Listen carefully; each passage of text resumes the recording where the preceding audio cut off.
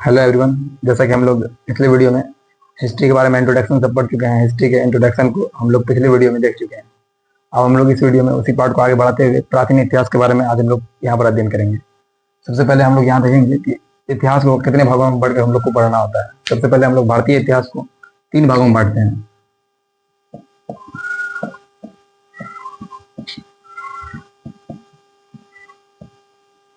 अध्ययन के दृष्टिकोण से हम लोग भारतीय इतिहास को यहाँ पर 3 भागों में बांटेंगे। सबसे पहला हमारा भाग हो जाएगा प्राचीन इतिहास।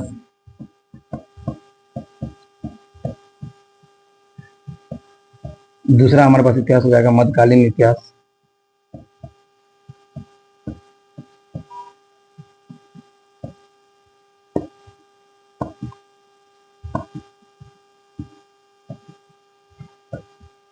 इस तरह से हम लोग यहाँ पर भारतीय इतिहास को पढ़ने के लिए 3 भाग में सबसे पहले प्राचीन इतिहास, फिर मध्यकालीन और फिर आधुनिक इतिहास को बांटेंगे। यहाँ पर अगर समयकाल को देखा जाए तो सबसे पहले प्राचीन का समयकाल को अगर देखा जाए 3000 ईस्वी पूर्व से लेकर जो हम लोग जो 700 ईस्वी पूर्व या 712 ईस्वी पूर्व तक के इतिहास को हम लोग यहाँ पर अध्ययन करते हैं प्राचीन इतिहास में। ये इतिहास जो है सबसे लंबा इतिहास है,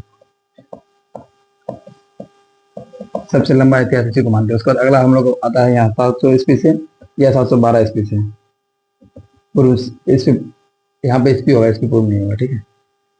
ईस्वी से लेकर जो है यहाँ देखिए ईस्वी पूर्व से हम लोग ईस्वी तक पढ़ाई पढ़ते हैं किसमें, प्राचीन इतिहास में। एक लंबा इतिहास है, सबसे लंबा अगर कोई इतिहास का टर्म रहेगा तो वो प्राचीन काल का ही इतिहास रहेगा। उसके बाद हम लोग मध्यकाल को पढ़ेंगे 712 या 700 ईस्वी से लेकर 1707 ईस्वी या 1757 तक का इतिहास को जो है हम लोग मध्यकाल में पढ़ते हैं। उसके बाद जो है 1707 जहाँ पर मध्यकाल खत्म होता है यहाँ, या 1757 ईस्वी से जो अभी वर्तमान समय एज ए प्रेजेंट जो चल रहा है उस इतिहास को हम लोग जो है आधुनिक काल में रखेंगे। तो इतिहास के दृष्टिकोण से जो है इंडियन हिस्ट्री को पढ़ने के दृष्टिकोण से, अध्ययन के दृष्टिकोण से 3 भागों में बांटा गया है। पहला प्राचीन इतिहास, दूसरा मध्यकालीन इतिहास और तीसरा आधुनिक इतिहास। सबसे पहले यहाँ पर हम लोग अगर प्राचीन इतिहास को देखें, क्योंकि ये बहुत लंबा है इसलिए अगर इसको हम लेकर पढ़ेंगे तो प्राचीन इतिहास में हम लोगों को कई सारे पाठ जानने का मौका मिलेगा। सबसे पहले हम लोग जो है प्राचीन इतिहास का खुद 3 पार्ट बटा हुआ। प्राचीन इतिहास को पढ़ने के लिए, क्योंकि लंबा इतिहास है जो हम बार बार रिपीट कर रहे हैं, ये बहुत ही लंबा इतिहास है, इसीलिए जो है इसको और डिवाइड करके पढ़ने में हम लोग को बनता है। सबसे पहले हम लोग प्रागैतिहासिक काल,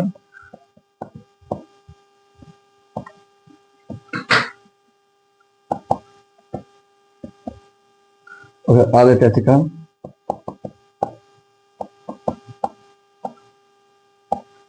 और उसका रहता है ऐतिहासिक काल।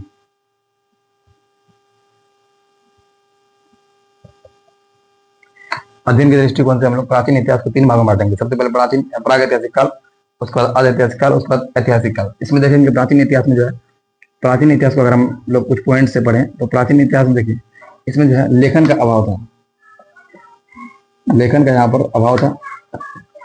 इसकी जो है इसके अवशेष वगैरह बहुत कम और न की मात्रा में मिलता है। ये हम सुनते हुए जो इतिहास को आ रहे हैं उसको हम प्रागैतिहासिक काल के अंडर में रखते हैं। इनका अभाव था। इसके बाद जो है मानव संस्कृति का, मानव का जो स्टार्टिंग हुआ यहीं से हुआ। मानव का आरंभिक जीवन, आरंभिक विकास बोल सकते हैं ना, मानव का आरंभिक विकास।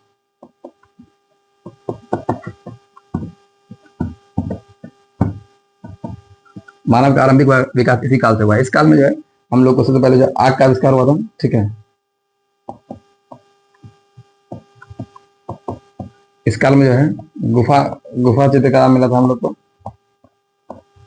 यहाँ पर हम लोग जो है कुछ यहाँ पर प्रागैतिहासिक काल की कुछ घटनाओं को देखें। सबसे पहले लेखन का अभाव, मानव का आरंभिक विकास, आग का आविष्कार और गुफा चित्रकला।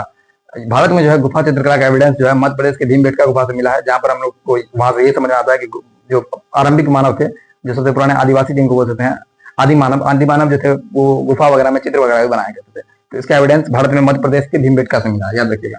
भीमबेटका से हम लोग को भीमबेटका मध्य प्रदेश से हम लोग को ये चित्र का प्रमाण मिला है कि गुफाओं में चित्र रहा करता था। अगर हम प्राग इतिहास को, क्योंकि प्राग ऐतिहासिक में आग का आविष्कार यहाँ पर देखें तो आप लोग सोच रहे होंगे कि आग का आविष्कार पुरापाषाण काल में हुआ, तो यहाँ पर क्यों लिखा हुआ है। इसको अगर और डिफाइन करके अगर हम लोग पढ़ेंगे और इसके भीतर जाएंगे तो प्राग ऐतिहासिक काल को भी 3 कालों खंडों में बांटा गया है। यहाँ पर प्राग ऐतिहासिक काल को हम लोग जो है 3 काल खंडों में बांट के पढ़ेंगे। सबसे पहले जो है पुरापाषाण काल हमारा आएगा, पुरापाषाण काल। उसका एक आएगा मध्यपाषाण काल, एक आएगा नवपाषाण काल। देखिए पुरापाषाण काल, मध्यपाषाण काल और नवपाषाण काल, ये तीनों किसके अंडर में आते हैं? प्रागैतिहासिक काल के। यहाँ पर थोड़ा थोड़ा गैप्स हो रहे हैं, इसलिए यहाँ पे देखेंगे पुरापाषाण काल में जो है आग का आविष्कार हुआ। आग का आविष्कार। मध्यपाषाण काल में क्या हुआ? मध्यपाषाण काल में जो है औजारों का जो विकास हुआ। ये पाषाण मतलब था पत्थर, पत्थर का देखिए पुरापाषाण काल जो है वहां पर आदि मानव जो है, आदिवासी मानव जो था वो पत्थरों का प्रयोग कर रहा था, लेकिन जो है आग का आविष्कार इस समय तक कर लिया था, लेकिन इसका सही ढंग से प्रयोग मध्यपाषाण काल में हुआ। आग का प्रयोग वहां पे कर लिया था पुरापाषाण काल में, लेकिन इसका सही ढंग से औजार वगैरह बनाया किस काल में? मध्यपाषाण काल में। सही ढंग से यूज जो सही ढंग से इस्तेमाल उसका मध्यपाषाण काल में हुआ। नवपाषाण काल में हम लोग जो है कृषि का आविष्कार होता है नवपाषाण काल में, ठीक है। तो ये कुछ कुछ फैक्ट है ये पुरापाषाण काल, मध्यपाषाण काल और नवपाषाण काल को लेकर। अगर आपसे पूछा जाए कि मानव, आदि मानव या मानव द्वारा बनाया गया, मानव द्वारा बनाया गया सर्वप्रथम औजार कौन था?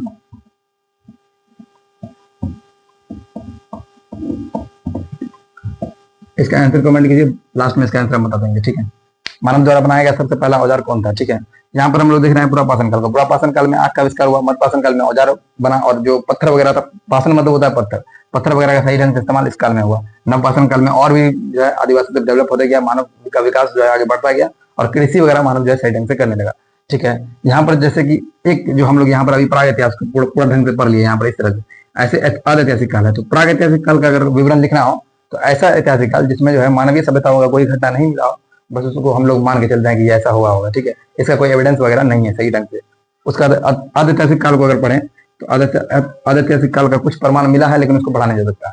इसमें जो है लेखन कला का विकास हो चुका था, ठीक है ना। देखिए यहाँ पर अगर इसका लिखें तो लेखन कला का आरंभ तो हुआ, लेकिन पढ़ा नहीं जा सका।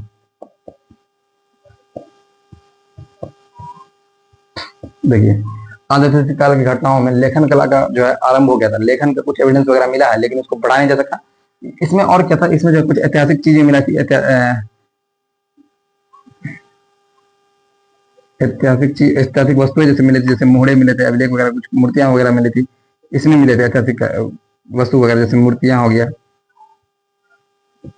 सिक्के हो गए, ये सब चीजें बहुत सारा सामान था। जैसे कि हम लोग अगर इसमें समझे लेखन कला का आरंभ तो हुआ, लेकिन पढ़ा नहीं जा सकता। ये कनेक्ट करता है कहीं ना कहीं हड़प्पा सभ्यता को।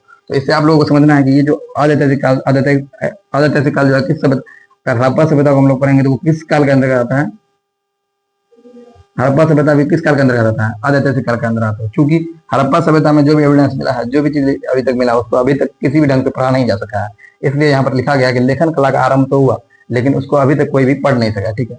उसके बाद है ऐतिहासिक काल, ठीक है। ऐतिहासिक काल में यहाँ पर बताने वाला कुछ नहीं है।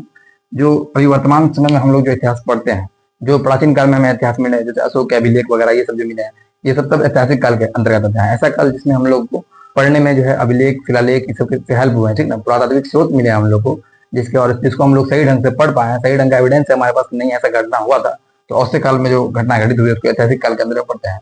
तो इस तरह से प्राचीन इतिहास के 3 भाग, प्रागैतिहासिक काल, आदिऐतिहासिक काल और ऐतिहासिक काल को भी हम लोग समझे।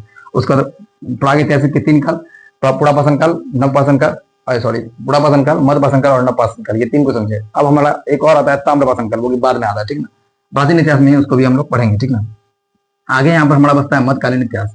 तो मध्यकालीन इतिहास में जो है मुस्लिम इन्विजम को हम लोग पढ़ते हैं, मुस्लिम का उदय को पढ़ते हैं हम लोग। मुस्लिम भारत आए थे, भारत पर आक्रमण किया और मुस्लिम ने धीरे धीरे शासन किया यहाँ पर, तो उसको हम लोग पढ़ते हैं मध्यकालीन इतिहास में। उसके बाद आधुनिक इतिहास में हम लोग अंग्रेजों के बारे में पढ़ते हैं, और अभी चल रहा है पूरा एक हम लोग इसको हम डिवाइड करके कभी कभी जो है इतिहासकार जो है अलग अलग डिवाइड करते हैं। यहाँ से लेकर 1947 तक के इतिहास को एक अलग इतिहास, और 1947 से जो चल रहा है अभी उसको एक अलग इतिहास में बताते हैं, समकालीन इतिहास। तो ऐसा भी होता है, जब अंग्रेजों का समय था, देश हमारा उपनिवेश था, तो उसको एक अलग तरीका से हम लोग पढ़ेंगे।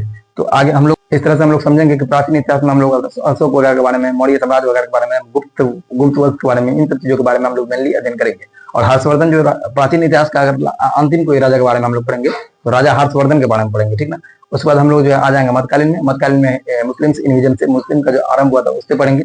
उसके बाद आ जाएंगे जो है इसमें आधुनिक इतिहास में। आधुनिक इतिहास में हम लोग जो है अंग्रेजों के बारे में पढ़ेंगे। अब बाकी अगर समकालीन आधुनिक इतिहास में आ जाएंगे, जो 1947 के बाद जो चला है, उसको भारत में जो स्वतंत्रता के बाद का इतिहास है उसको हम लोग पढ़ेंगे, ठीक ना।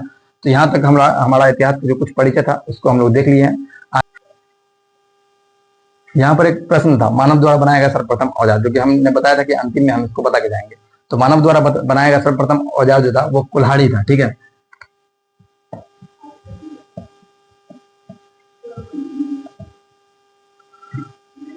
ऐसे ही इंटरेस्टिंग फैक्ट्स अगर जानना है तो हमारे चैनल को जरूर सब्सक्राइब करें, और आप लोग कमेंट में भी ऐसे ही कोई क्वेश्चन इंटरेस्टिंग हो, जो टॉपिक हो, जो आगे हम लोग को पढ़ाया, आपको लगे ऐसा कि पढ़ाया जाना चाहिए, तो आप हमारे वीडियोस के नीचे कमेंट कर सकते हैं। Thank you.